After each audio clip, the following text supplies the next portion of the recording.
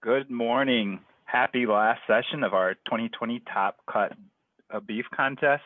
We hope that y'all are on your way down the path of creating your beef-centric food dish focused on street vendor or street food. Today we have two special guests with us. We have the marketing director from BCA Architects and Engineering, Ms. Sarah Parody, and the Community Communications Director from the New York Beef Council, Ryan Gross. Today, they're going to be working with you on developing your brand and also creating that marketing to help get your beef-centric dish identified by your customers and help them create that experience.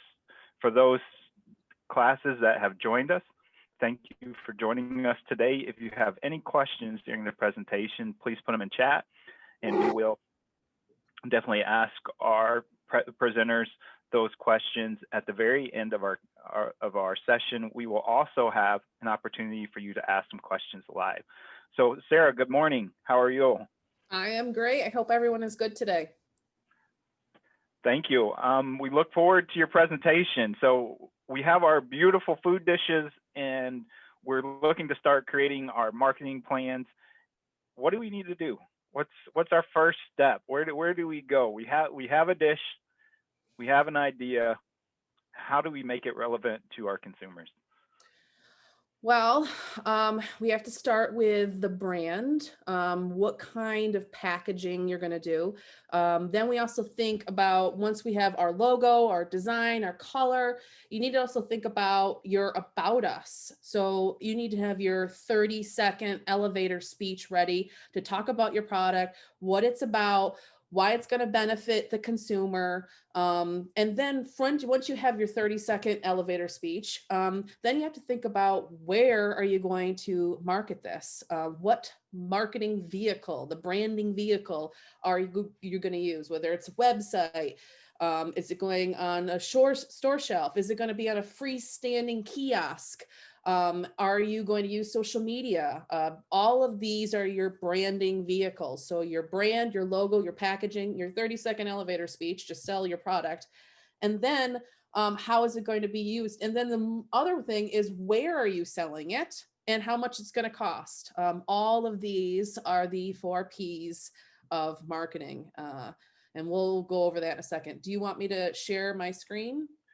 Certainly. And while you're getting that queued up, we did share out an awesome resource that Sarah sent to us to help you walking down the path of creating your brand. So we do have a graphic organizer and guide that was sent to you this morning. So look for that in your email as your students are developing their brands. Okay, I'm having a little trouble already.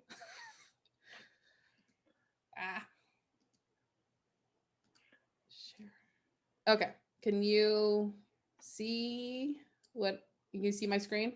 Yes, we can. Okay, good. Ooh, I was successful. Okay, so this is a pretty simple PowerPoint. I have a tendency to talk a lot, so I'm going to talk a little faster than I normally do. But my background is graphic design, so I'm going to sort of talk about it a little bit. I do have an extended version of this presentation, and it does cover the graphic design component, but graphic design, marketing, and a little suite branding. So hello, I am Sarah Parody. I am the Director of Marketing at BCA Architects and Engineers. We are an architecture and engineering firm across New York State, 4 locations. Most of our clientele are school districts, healthcare, government, municipalities, all the boring stuff. But I get to, because I'm the only one that gets to do the fun stuff in my office, is I get to speak to you guys. I get to do things like this. I also get to make things look pretty and get our products and what we do out to the public. So what do? A little of this, a little of that, and a whole lot of marketing, graphic design, and social media. Now, again, my background is graphic design. It's what I went to school for. I didn't go to school for marketing. I honestly thought marketing was kind of boring. It was those business side of courses that I just didn't pay attention to, but I found myself into it. I sort of got hired for a job and then ended up doing it. So marketing, what I do is promote, sell, or advertise to our clients and potential clients. I do all the graphic design. Most marketing people do not do graphic design. There's either a graphic designer and a marketing person. I am the whole thing. So they got a deal out of me. And then I also do the social media. So from our LinkedIn, Instagram, Twitter, Facebook, and all the other crazy other new social media platforms that are out there. I handle all of the brand and marketing for our architecture firm. So what is branding? So branding is the name, the design, the product, a combination of all of these that a business use to help differentiate itself from its products and its competition. So that is could be the logo, it could be the colors, it could be a slogan, it could be the packaging itself, but it's a consistent message used on everything that has to do with your business. So what are some branding mechanisms? Now there's a lot, but I'm only going to cover the slogan and the logo itself. So slogans are short, memorable catchphrases used in advertising campaigns. They are those little taglines. There's little, not so much of a jingle, but they are always included. And for an example is Dick's Sporting Goods. Now, Dick's says every season starts at Dick's. Okay, it's a common slogan that they use. They even incorporate it with their logo. So the top part says every season starts at, and then below that is the logo called Dick's Sporting Goods. So that is using the slogan itself. Now, if they wanted to use the tagline, the slogan as a branding use for their brand as well, they could say every season starts at Dick's. I mean, if you look at a commercial that says that at the end of every commercial, it's at the beginning of every commercial for Dick's Sporting Goods. So let's do a little slogan test. I know I can't get that much interaction with this, but I thought I'd sort of do this anyway. The happiest place on earth. Now, I know what that means as a kid growing up, getting introduced to the Disney Channel. I know that that is the Disney World. Now, another one would be have it your way. I'm thinking about this. That makes me think of Burger King. And you see how these slogans by themselves, you can recognize it's like in your brain, because as a consumer, you've seen these enough to hear the slogan and then associate the business with it. Good to last drop. Maybe the adults in the room might recognize this more. You need it in the morning. You need the caffeine perk up with Maxwell House. Just do it. Now, this one is so universal and it's sort of ingrained, especially if you're into sports. But it also comes with a Nike swoosh. Now the word Nike has disappeared in their logo, and it's just the swoop, because they don't need it anymore. When they first started, they needed the actual name of the business in it, but now has since just moved it to this swoosh. And just do it is enough for people to associate with it. Now, some successful brands. There's a few characteristics that a successful brand must include. Now, for a business, you want people to associate you with a very positive feeling. So it has to be not have a negative connotation, because nobody wants a product that makes you feel negative. It needs to be easy to remember and pronounce. If you cannot say the name of it, maybe that could be a branding thing. If it's so hard to read, maybe that's some sort of slogan you've incorporated, but it needs to be really easy to remember. For example, the Apple logo or McDonald's, the big M alone sort of signifies McDonald's, but even McDonald's is an easy thing. Microsoft is very easy. Google is a very easy name to see and to be able to pronounce.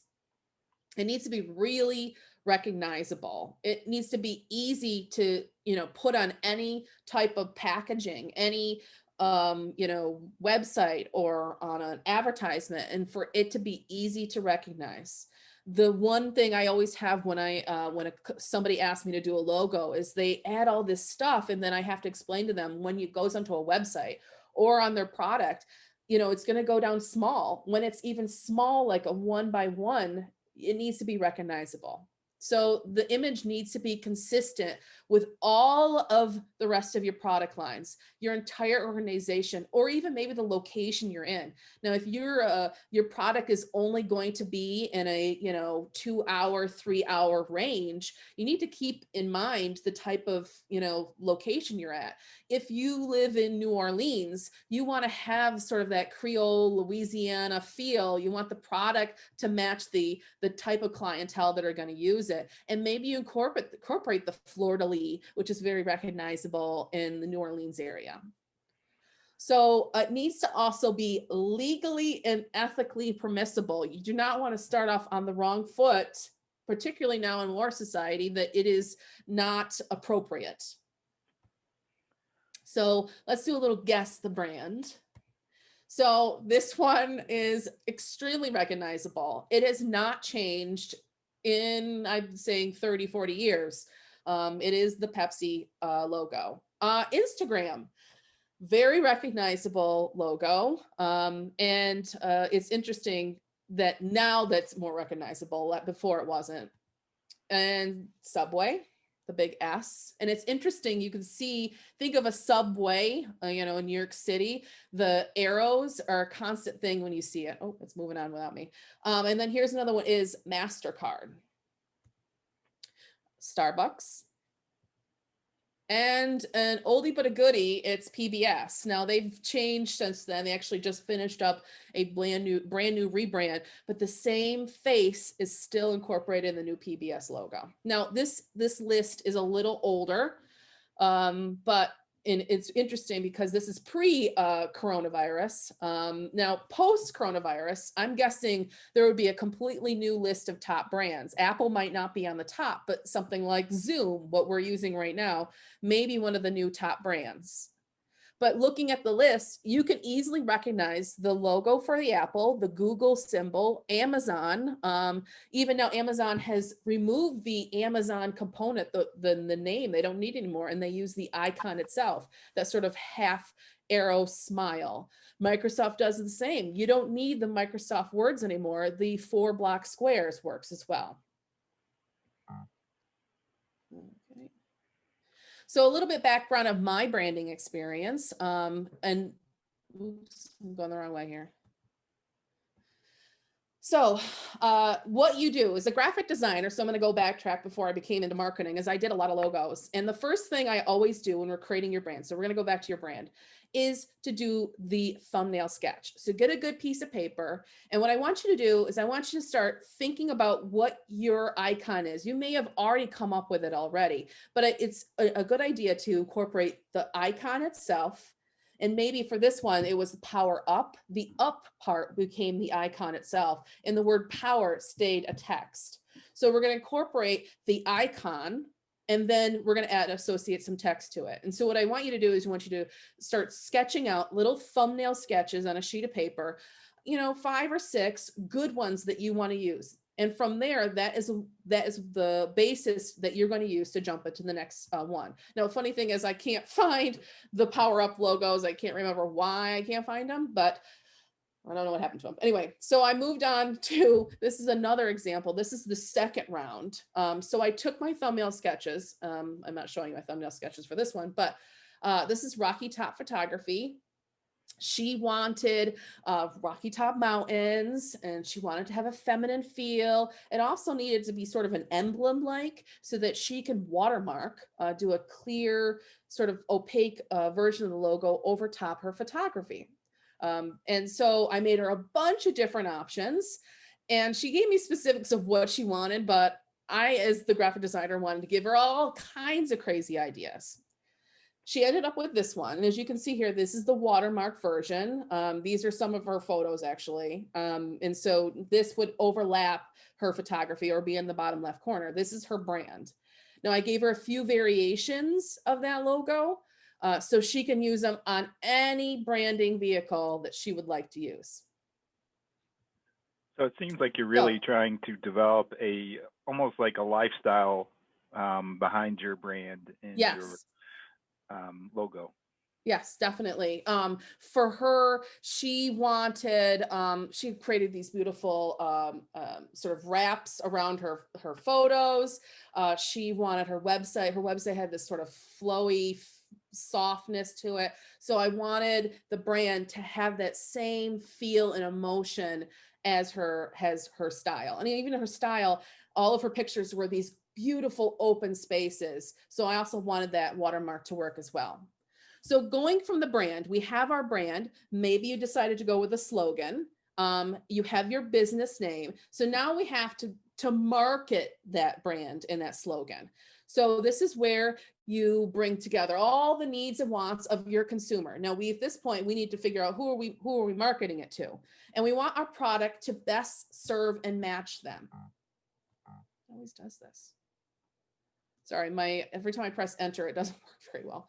So agricultural marketing. Now, I wanted to briefly talk about this. I'm not a complete expert at it, but I know that right now there is a huge farm to table, pop going on, and everyone wants the organic, the straight from the farmer. There's something wholesome about it, that getting rid of preservatives, going back to our roots, is really in right now, which is great. It's awesome. I love it.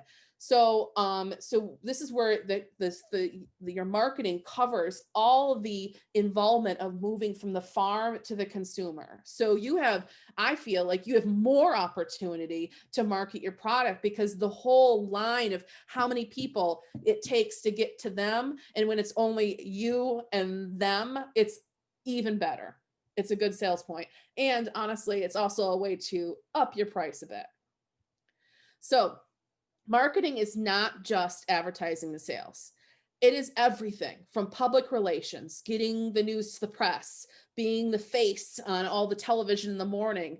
And then it's also the sales promotion. That's going and selling. That's going to your department store and selling your products. That is going to all those conferences and selling the product at all those conferences, because that's what would happen.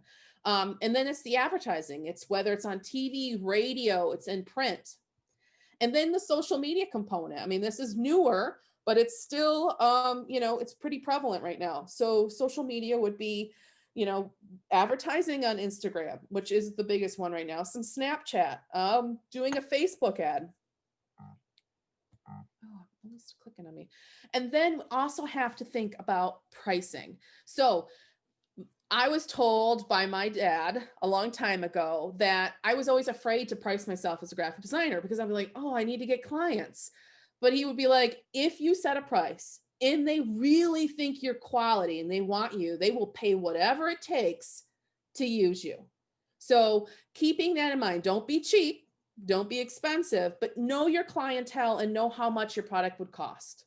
And then how are you going to get it? So many businesses have failed. If any of you have seen Shark Tank, you know that they need help. They always need help with the distribution component, because everyone can create the great product. They can create the great brand, but how do you get it to your consumer? How do you, get it and distribute it? That is a big key point, is how are people going to get your product? So believe it or not, right now, there are so many opportunities that marketing people, marketing agencies, companies are spending over $15 billion just advertising to kids. High schoolers, kids, whatever, they're spending an awful lot of money trying to attract you to products. So I don't know if that's something you guys want to jump into. Maybe there's a kid component of it.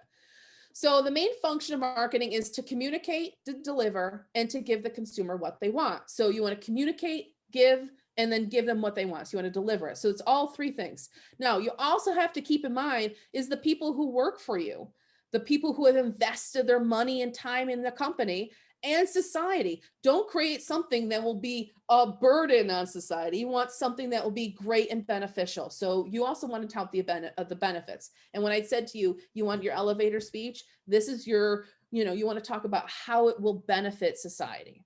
So last thing I'm going to talk about, and I know I'm a little long-winded, but is the 4 Ps. I had no idea when I started marketing I didn't even know it existed. But I realized I sort of did it. So the 4 Ps, this is so old school to talk about this, is the product itself is the physical item, the service you offer is one of the Ps. It's the product. The place, where can you purchase this product? The price, how much can the consumer pay for this product? And the promotion, how are you going to communicate the existence of your product or service and its benefits? These are the 4 things I want you guys to think of when you break away from here. Is your product worth being sold? Where are you selling it? How much it's going to cost? And who are you going to promote it to? So going back to the beginning, your brand, your slogan, your 30-second elevator speech, and that's basically your about us on a website. And then your 4 Ps, the product, the place, the price, the promotion. Now, I don't know time-wise where I'm at, but I can keep going or I can not keep going. Well, we have, we're going to switch over to Ryan, and I think that's a perfect transition. But before we do that, I want to quickly ask you a question. You're talking about you want to be truthful in the product that you're selling. Is there a moral obligation for companies to be truthful in their marketing? So if I said something was organic and it really wasn't, what would be the consequence, or is there a consequence? Oh, yeah, there is some consequences. So you want lawsuits. Unfortunately, we are in a society where if you don't give them exactly what they need. First off, the federal government will go after you if you don't have the correct products listed on what is in there. There is everything from health permits to liability. So you want not to ever have to be sued. And I didn't talk about this, but even your logo and your brand, you need to make sure that you are not using somebody else's. Where I live, there's this place called the Little Trees, the air fresheners, the little trees that hang in your car. Well, they are a very large company. Everybody recognizes them, that green tree that hangs in your car, but they are so lawsuit happy. They prosecute you anytime. There was a kid selling t-shirts during the coronavirus that had a, stay fresh on his t-shirt, and they sued him for copyright infringement. So not only do you have to keep in mind the products, if it's going to kill somebody have an allergic reaction, but also don't plagiarize the product's slogan and brand, because that will come back and haunt you. Well, awesome. Thank you so much. It sounds like thinking about the whole lifestyle of your consumer is extremely important, and to develop your company, what you want to portray through your branding. And I think that goes perfectly into our next guest, Mr. Ryan Gross, who's going to talk to us about how do we capture that lifestyle marketing? How do we make our product a product that everybody recognizes? So Ryan, good morning. How are you? I'm good. How are you? Doing well. Thank you for joining us. Ryan's from the New York Beef Council. And for those who have joined us a little bit late and you didn't catch any of the chat, if you have any questions, please feel free to put your questions into the chat. We will have a quick Q&A session at the end. So you have any ideas or questions you want to throw at our presenters, you'll have time to do that. So please throw them into chat at any time. Ryan's from the New York Beef Council. He is in charge of their marketing and social marketing. So tell us, Ryan, how do we take our brand, our slogan, our logo, how do we get that out there? Well, it probably goes without saying, especially to a group of younger students, because they've grown up with this. Even a lot of this I didn't even have when I was their age or was in the very early stages. So I feel like it doesn't even really need to be said that your business needs to be on social media, and that's regardless of whatever type of business it is.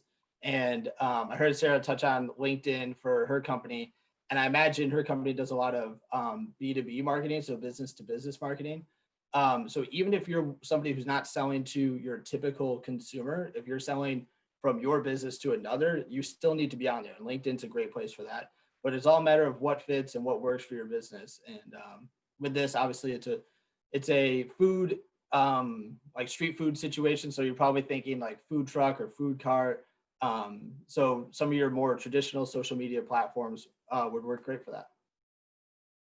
And I guess should I just start my PowerPoint now? Awesome. Yeah, he has an awesome PowerPoint to walk us through those social media platforms. For the students out there, you get to participate in a great contest. So it looks like you get to sketch a little bit in the classroom and play on social media. So that's an awesome opportunity for our students. Is this show? Hold on one sec.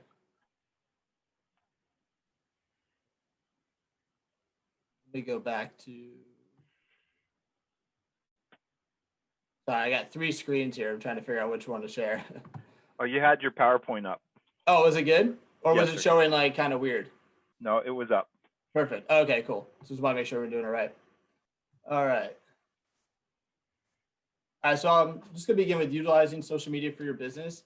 The main point to take away from it is how is it different than your personal page? And it almost seems like an obvious thing, something that you wouldn't think needs to be said, but I'll say it anyway because I still see businesses making this mistake. And it's not the place for you to be sharing your personal thoughts or your opinions, or I mean, like it's an election year, and I'm probably a lot of you aren't old enough to vote yet, but like definitely not the place for your political opinions either. And really, it's the place where you're going to try to get all the information about your business out to your consumers directly.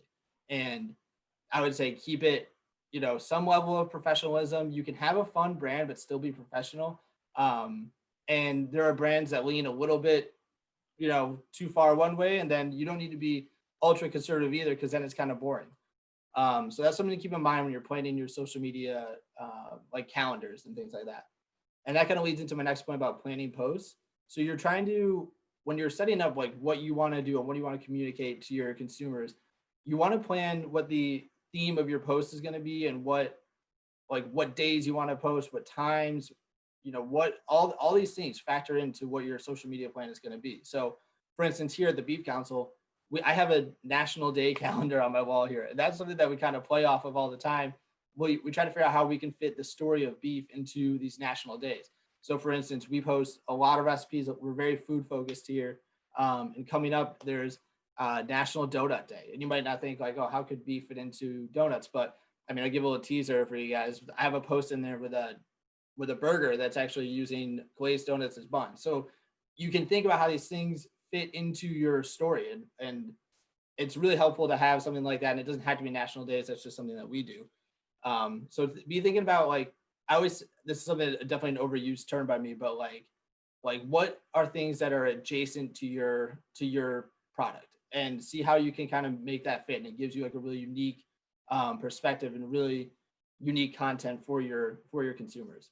And that's like kind of going along with the last point there, is like diversifying content. It's pretty obvious. You don't want it to be stale. Don't do the same thing over and over. People are not going to look at your post. They're going to move on. They're not going to care. So like I said, we do tons of recipes. And that's not to say like just do something for a while and then get away from it entirely, because then you're really going to lose everybody. But have your things that like play the classics for sure. But also mix in different things and see what works. I always say social media is like a lot of A/B testing. So you have the things that work, they're going to work. You're putting those out regularly, but throw in some new stuff every now and then and see what really hits and what doesn't. And you'll know. And like you can get a lot of analytical feedback from your social media platforms, and it'll tell you if your consumers are engaging in it or not. And sometimes it hurts. Like if you have a project that you were really into, and it kind of falls flat, it's definitely not the best feeling, but it is worthwhile feedback for your business. All right, so going into which platform is right for you, I just kind of put up your classic 3 here, which is Facebook, Instagram, and Twitter. I think. Hey Ryan, real quick, your slides aren't changing. Oh, weird. That's a great. Well, is it just being shown like, did it change now? Yes. Yeah, it did. You're good. Is it showing like I'm not in slideshow though? Yeah, it's showing the slides on the side, which that's fine. But... Okay, because I have it the slideshow is actually on my other screen. That's what I was trying to fix before. But we're just gonna roll with it because we're already into this. So, yeah. So do your research and figure out what platform is gonna be best for your business. I think these three work great for food businesses, and I'll get into that after this slide exactly what the strengths of each one are. I know things like TikTok are big right now, especially with the younger crowd. And from a brand awareness standpoint, it's probably great. You probably get a lot of eyes on your content. But in terms of it being the most, I don't know, like functional content for you, I don't know that it's the best. So I didn't include it on here. I went with probably the three most prevalent ones for all businesses. And so we'll get into that for sure. And then decide what you want to communicate to your consumers. Like, what are you trying to say to them? Like, what's your vision going to be? And then who do you want to reach? So that kind of goes back to the TikTok thing. If you want to reach younger kids, you probably want to be on TikTok. That's where everybody is, especially in that younger age group. But I would say for millennials, like myself, we're probably Facebook, Instagram. I'm a big Twitter fan. I don't know that Twitter is really huge with anybody else in my office, but I really like it. And we don't totally do a ton of it for the Beef Council, but we just kind of determined that that's not something that's going to work for us. So I'm trying to find my slide here. There we go. All right, so getting into Facebook, you need to be here. My example for this was every time I look for a restaurant, if I'm trying to go out to eat or I'm trying to find a menu or something, I go to Facebook. And I don't know if anybody else feels the same way. I'm always looking, if they don't have a Facebook page, I get so frustrated because it takes very little effort to put together a Facebook page with accurate information, your business hours, your contact information, your menu, things like that. I always go to Facebook first. I feel like it should be right there, easy for me to find. And really it's the home for all businesses. I think every business should have a Facebook page. It's just kind of become not just, I wouldn't say industry standard. It's like a life standard, to be honest. So I think that one, whatever your feelings about it are, if it's not really, you don't think it's really for your audience, I think if they're trying to find you, especially as a food business, that's a great place to have all of your pertinent information. And also Facebook has and I'm not going to get too far into this because it's definitely the boring part of the job, but Facebook definitely has the most robust analytical feedback. So what that gives you is something to drive your creative. I would like kind of what I touched on before. If you have a post or like a video or something that you were really into and it didn't really work out, the analytics are going to tell you, and you're going to use that to figure out what to do next time or what not to do. And you can also see like where your audience is, how often they're on, what time is the best time. So you're really trying to take those insights to optimize your performance. Can you quickly define for us what analytical feedback is for any of us that don't know what that might mean? Sure. So basically it's the numbers. So if I put a post up and it's okay, so I'll give a perfect example. So we shot a video at this farm that's also a brewery.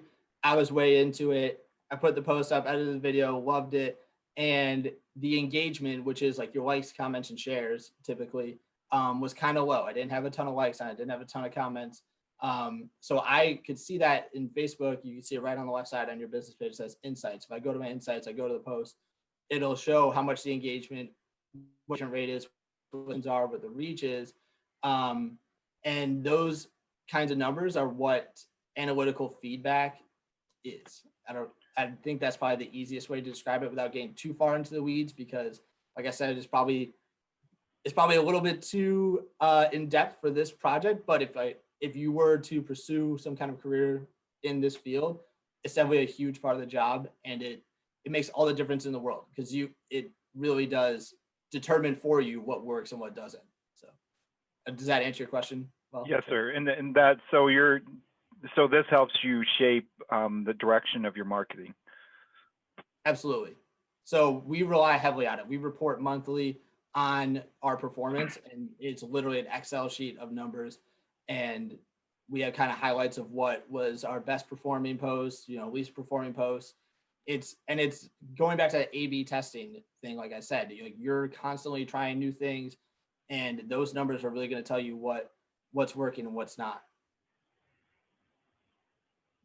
Thank you. Cool. All right, so we'll go to the next slide here. Instagram, I think this is probably going to be the best platform for you guys in regard to this project, and especially in regard to a food business. I threw up a picture on there from the Meat Hook, which is they're a butcher in Brooklyn, but they also have a restaurant, and that gentleman there is taking a picture at the restaurant that they opened. And this will kind of lead into the food photography that we're going to talk about in a minute here. But Instagram, as you all know, is visuals first. If you're not putting up high quality visuals on Instagram, you might as well not be there. The copy is definitely secondary in that regard. And it probably is on most platforms except for maybe Twitter, but it's most apparent on Instagram. You really need to focus on what your visuals are going to look like on Instagram. And I think this is the perfect platform for a food business, for a food truck, for a restaurant, because who doesn't love seeing pictures of food? Like that burger on there looks amazing. Like big, messy, cheesy burger. And those posts for us also do incredibly well because people are just salivating over it. And it's literally the best possible platform for your food business. It's also, I would say your Facebook page could probably lean a little bit more on the professional side, whereas Instagram could be a little bit lighter.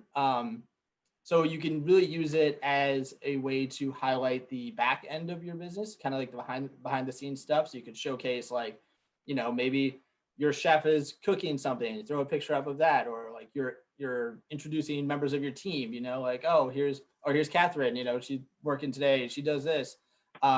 People like to see that kind of about like insider info on your business, and on Instagram, they really interact with it, and they love that.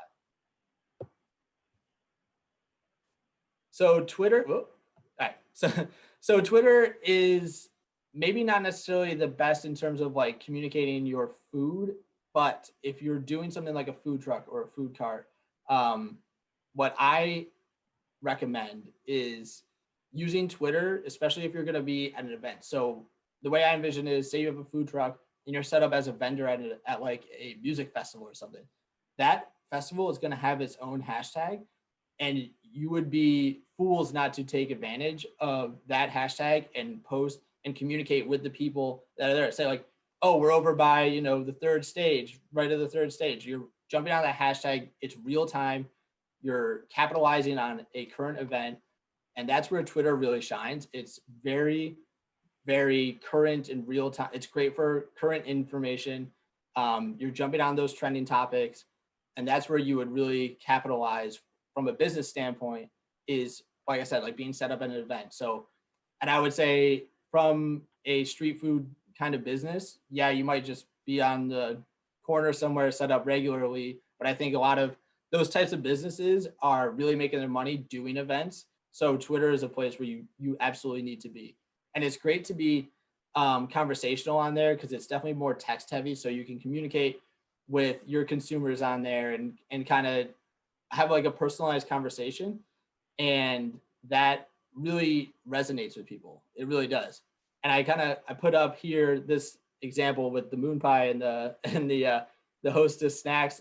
So maybe that one is a bad example because moon pie is kind of being a little aggressive on there, but they are capitalizing, and so is Hostess, on when the solar eclipse was in 2017. So they used a real-time event, jumped on that hashtag, jumped on that trending topic, and got their brand awareness out there for that. Okay, so building social media posts, this kind of get into the basics of it. This is a picture we actually used on a post back in August. Like I said, messy burger, people love it.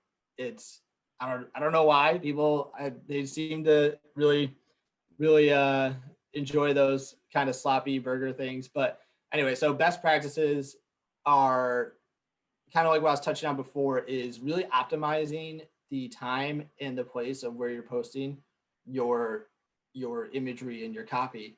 And that goes along with that analytical feedback. So that will tell you when the best time is, you know, where the best place to put that is. So that's really something that will drive your content. Copy-wise, short and sweet. I think that applies to every single platform. Except for maybe, you know what, I might say LinkedIn. I've definitely seen some very heavy, because it's almost like ending up like a blog post. But LinkedIn, you're probably not going to use for this project. But I would say keep it very short and sweet. No, like people are scrolling through their feed most of the time. They're probably not even visiting your platforms on their desktops or their laptops. So you got to imagine they're scrolling through their feed on their phone constantly. Like you want an eye-catching image and you want short and sweet copy. Get to the point. So Ryan, when you say copy, what do you mean? Oh, thank you, Catherine, for that question. Copy just means your words. So I didn't even realize that that's probably kind of an industry term. So basically the wording of your post. So if you see the post that's on there, it says, how good does this messy mustardy burger look? I think that was actually mustard day. That's why going back to our national days, that's why we posted it. We did a little bit of alliteration there and we kept it really short, but we also asked a question, and questions typically help drive engagement.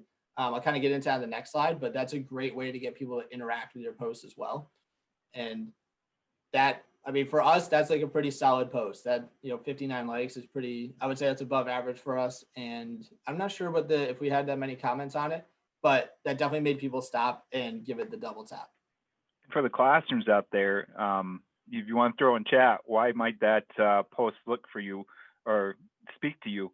We'll definitely relay. So what about this post would invite you to either click in or go grab that burger? So before I go to the next slide, I'll also say, like, on top of that, that's just a high quality image. Like the lighting's done perfectly. It's perfectly in focus.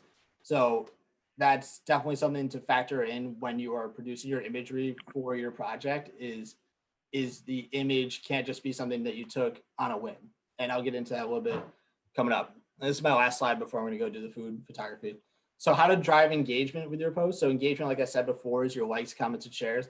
Asking questions is a great way because it's encouraging people to respond. And I mean, it can't get any more basic than that, right? So asking, how good does this look? Or, I put a post up the other day where I was asking, like, what's your secret ingredient that puts your chili over the edge? And everybody surprisingly wanted to share their secret ingredients, but I was also giving away something too. So that kind of ties into run a promo. If you're giving away something, it's kind of a cheap, I won't say cheap like from a monetary perspective because it can get pretty expensive to give things away, but it's an easier way to drive engagement because everybody wants to win something. So I know you guys have seen on Instagram where it's like tag 3 friends, like this post, and you can win, whatever, like a Yeti cooler or something. That's kind of a popular thing to give away. So that's a really easy way if you're trying to like bump your numbers up, get some follows, get some more engagement, run a promo. And from a food truck or food cart or street food perspective, maybe it's giving away, a meal like or gift card or something. And that might not be all that costly to you. I don't know what your margins are going to be like in that regard, but that's something to keep in mind. I would say, don't overcomplicate it. It's really if you're overthinking it and you're getting way too specific with it, people are not going to respond to it. And also like building on responding, respond to all your followers. If they're commenting on your page, like they want to know that they're being seen and being heard. So if you're responding to your followers, you're only going to encourage them to engage with your content more because they know that they're being seen and that they're being listened to. So that's like a huge thing that is also often overlooked is, you can post the best imagery and like amazing copy, so clever, you're witty, you're hilarious. But if you're not responding to them, you're nothing. You're like a robot as far as they're concerned. They really do not feel like there's an actual person involved with that. So letting them know that they're being heard is almost as important as the post itself, because you don't want to forget the social aspect of social media. So would this be developing a community around your brand? So you would develop that icon and that brand. Is this how you would develop that community and those followers? Absolutely. I think when you're interacting with your followers, I mean, the numbers will tell you so much and they can tell you a lot, but interacting with them really gives you an idea of who your typical customer is. And that is invaluable to your business. All right, so I'm going to put up a slide here with 2 different types of Instagram posts. And I'm not sure if Jeremiah is going to take over, maybe put a poll up and just kind of think about or vote if he throws a poll up, which one you like better. There's not a right or wrong answer, but when you're building your social media, you should be thinking about like what you want your brand image to be. So with these two images that you're going to see in a second here, these two bloggers, they post images like very similar all the time, and one has a very specific look and the other has a very specific look. And it's not, like I said, not right or wrong. It's just a matter of what you want your business to look like, and it's something to keep in mind going forward. So I'll put that up now, and then I'm going to jump over to the food photography part. So for our students out there, we have two posts. We have one to the left. It looks like we're a little zoomed in, and it looks like some awesome hot dogs. It would be an awesome street food option. And to our right, it looks like we have another beef dish. So if anybody wants to pop on and share which y'all think would be the most inviting and which one speaks to you and why, or you can throw it in chat.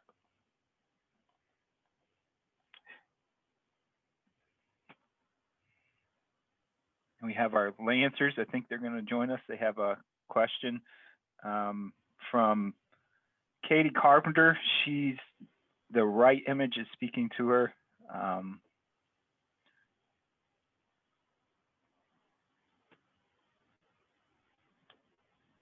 And I see that our Lafayette school is trying to get on. As you're thinking about developing your brand and your dishes, I think Ryan mentioned a very important aspect is you want to get that great image. So I know a lot of the schools have some film or photography equipment, and that's something that you can look at definitely doing. We have Miss Parker's class said left, and we like number 1 from Lafayette. So it looks like it's our personal preferences is what's driving our interest in the food and in the marketing. Ryan, do we have you? Yeah, can you guys hear me? Yeah, so we have Ryan in the New York Beef Council's kitchen, and he's gonna talk with us how to get that image that we had just discussed. So Ryan, what's the first aspect? What do we need to do? Do we just get about 2 inches from our food and start clicking, or what do we do? All right, so you want to think ahead of time before you're even going to take the photo. So this one, we built the sandwich a little bit before we started here, but really, especially with something that's going to be running like this, you really need to think about all. Jeremiah, real quick, are you seeing us or are you seeing, there we go. There you go. Keep going. Sorry. Right, I was about to roll there. You got to think about all aspects of the dish itself. So this has like a runny cheese coming off of it. And luckily it's kind of hanging on there. But if it's something that's going to be timely, you want to really plan your shot out first before you get into it, because otherwise you're going to get your food ready. It's going to look great. And you go to grab your camera and it's going to be melted. Like if you have an ice cream business, you probably want to make sure you scoop that right before you're ready to take the photo. So I think planning is the most important. And I guess I'll just talk about what are some tips for some good food photography. Unfortunately, today we have a very overcast day, but you want to use natural light. So get by a window if you can. So we have some window lighting kind of coming in from the side here, and we're going to use that mostly for our light source. We have a little bit of overhead light from the office as well. So right now we just have our roast beef sandwich just on the plate, kind of boring, doesn't really, not really kind of like nobody's going to really interact with that picture all that much. So we're going to dress it up a little bit, just kind of adding in like, this is some good branded napkin or bandana, but we use that as a napkin. Anything they have branded to keep in it, I think is a great move to do. And you might not have these resources, but something to think about for sure. So we will put this off to the side here. Kind of got beef right in the shot. So we put that right there.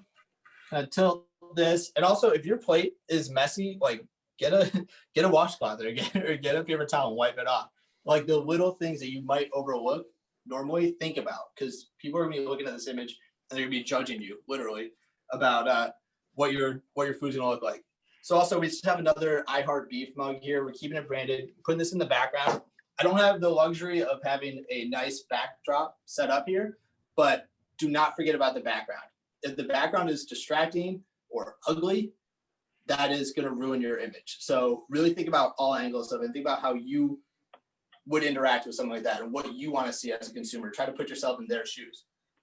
And this, so we don't have, a lot of garnishes on this plate. So we're going to add some pickles just to kind of give a little bit more color and different kind of texture to it. I hope Catherine wasn't planning on eating these, so I put my fingers in here. So what do you think? 1 pickle, 2 pickles? I don't know. We'll do 1 for right now. And then we're just going to throw some chips on there as well, different texture, different color. Just kind of dress it up a bit. I should open the bag before I got into this. Is that cheese that's running down your sandwich? That looks awesome. That is cheese, yep. And we made it ourselves. Just kidding, we bought it at the store. Were you extra cognizant of getting that melty look? It was, honestly, we have a secondary roast beef sandwich here. We couldn't decide what looked better, so we built 2. But we thought the melty cheese was a better look, so we went with that one. Also, you don't want to have your, whatever you call this, plastic desk as your setting. So we're going to throw a placemat underneath just to kind of give it a little bit of a better look. Throw that in the background. And you can obviously use your phone to take the picture. Phones now have amazing image quality. You don't need a professional camera. But since I have one handy, I'm going to actually use that. And I'll just kind of show you the results at the end, and hopefully they look good. I didn't really test this out beforehand, so hopefully they come out all right.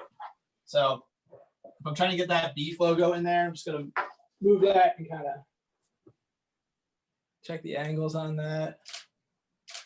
Take a few. Also, don't be afraid to take a bunch. If you take 100 photos, you might get 1 or 2 that are good, and that's really all you're looking for. So can you show me the screen? All right. Well, let me pick a good one first, Catherine.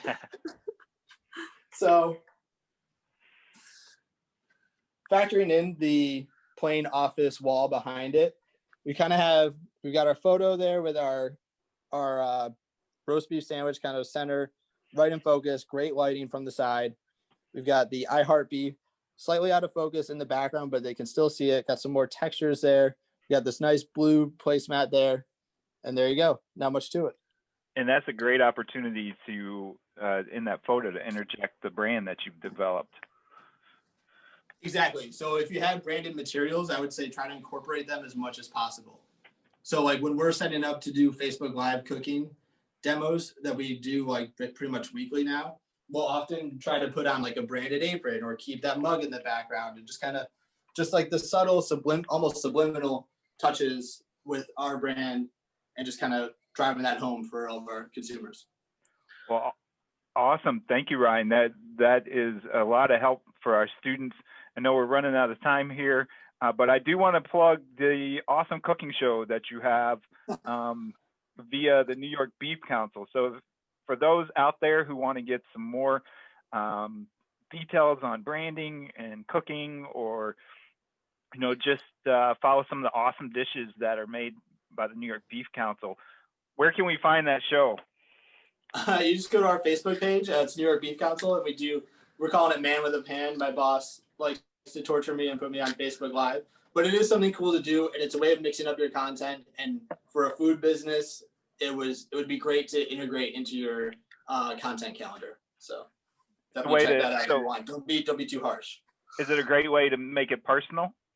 Definitely. We kind of slip some jokes in there. It's very conversational. Keep it light. We're not doing it too professional, and I think that's actually the appeal of it. Awesome. So before we let everybody go, is there any questions out there from any of our classrooms that you would like to ask from either Sarah or Ryan? So I'm not seeing any questions. Well, thank you for joining us. Ryan, Sarah, thank you so much. I think those are great help for our teachers and students. All of our sessions are recorded, so if you want to catch up on these, we do have them on our YouTube, New York Agriculture in the Classroom channel. We do put them out through our brand, and so we are working on our branding and marketing, and we are creating our contest in a way that you can post these resources and links to any kind of Google Classroom or any other platform. So thank you both, Ryan and Sarah, and to our students and teachers out there. If you have any questions, let us know, and good luck on developing your brands and your offerings and your marketing programs. So y'all have a great day. Thanks, Bye. guys.